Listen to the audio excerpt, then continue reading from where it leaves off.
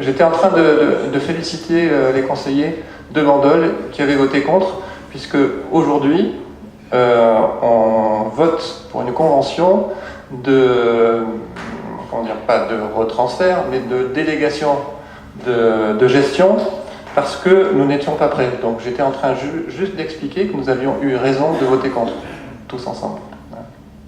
Bon, on va passer au vote. Qui est contre? Qui s'abstient? Qui est pour? Délibération numéro 27. Bon, c'est simplement une modification à nouveau des statuts de la communauté d'agglomération de Sud-Seine-Baume concernant une compétence que la communauté d'agglomération a déjà depuis le 1er janvier 2018. Donc il s'agit uniquement de mettre en conformité les statuts avec cette compétence, et ça a été voté lors du dernier conseil communautaire. Donc c'est la même délibération que nous allons voter ici. Qui est contre? Qui s'abstient? Qui est pour? Délibération numéro 28. Il s'agit du rapport de la CLECT, la Commission locale d'évaluation des charges transférées. Donc il y a eu plusieurs étapes. Il y a eu d'abord une première réunion avec un rapport de la CLECT le 17 septembre, donc une réunion avec les membres du bureau communautaire. Ensuite, ça a été validé le 24 septembre en conseil communautaire et ici même à Bandol le 27 septembre. Il s'agissait de valider le transfert de compétences en matière de paiement du SDIS, le service sécurité incendie, de manière à limiter le montant de la facture, puisque si les communes étaient restées isolées, il y en avait pour 3 872 000 €, et en mutualisant, il y avait seulement 3 220 000 €, donc un gain d'à peu près 650 000 € globalement. La première délibération de la CLECT prévoyait une facture pour Bandol de 888 000 €, et nous nous sommes à nouveau réunis. Il y a eu une nouvelle délibération de la CLECT avec donc c'était le 17, qui a été confirmé le 17 décembre dernier, donc lundi dernier, un conseil communautaire, et que je vous demande d'approuver aujourd'hui.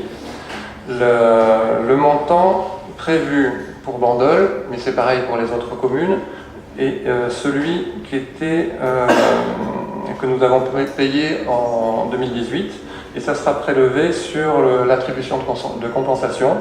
Le montant payé par la ville de Bandol sera donc le même qu'en 2018, c'est-à-dire 488 000 €, sachant que le reste de la prise en charge, ce sera la communauté d'agglomération. Voilà, toutes les villes sont logées à la même enseigne. Pas de questions? Qui est contre? Qui s'abstient? Qui est pour? Délibération numéro 29 et dernière délibération, Monsieur Secaldi. Donc cette délibération est proposée par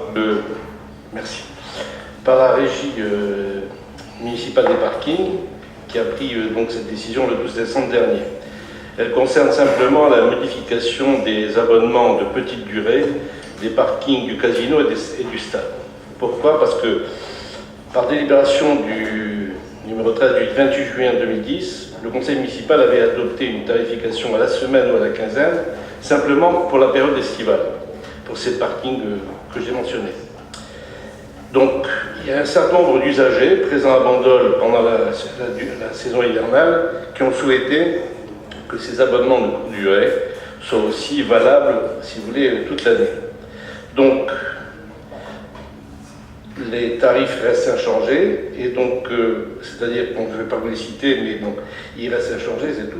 Par conséquent, il est proposé à l'Assemblée d'abroger la délibération qui imposait, si vous voulez, une saison, et d'adopter de nouvelles dispositions et tarifications qui qui sont été exposées, qui seront mises en œuvre à compter du 1er janvier 2019, et d'autoriser le maire à signer tout document afférent à ce dossier.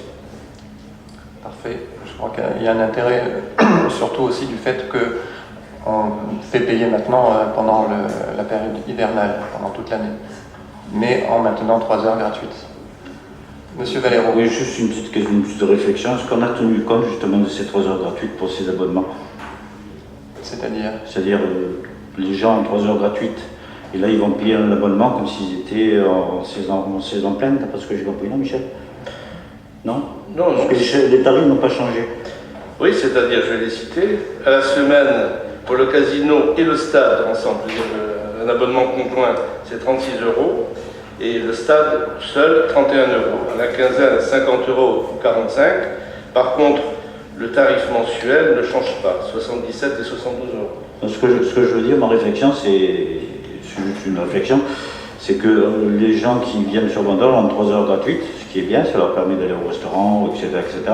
Mais ces gens qui prennent l'abonnement, est-ce qu'on n'aurait pas pu déduire un petit peu ces 3 heures pour leur faciliter un petit peu la chose? C'est déjà une facilité.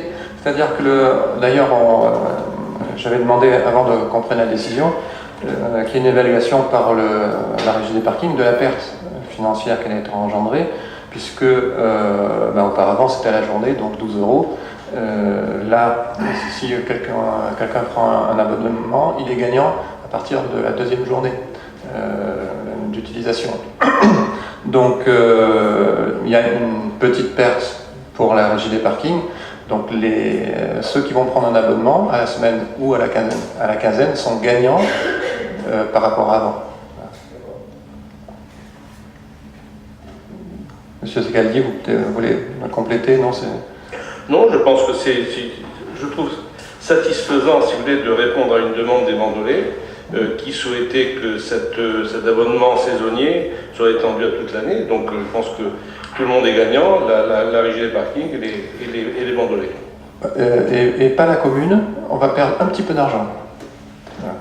Mais par rapport au service rendu, je pense que ça vaut le coup. Qui est contre? Qui s'abstient? Qui est pour? Je vous remercie, le conseil est terminé.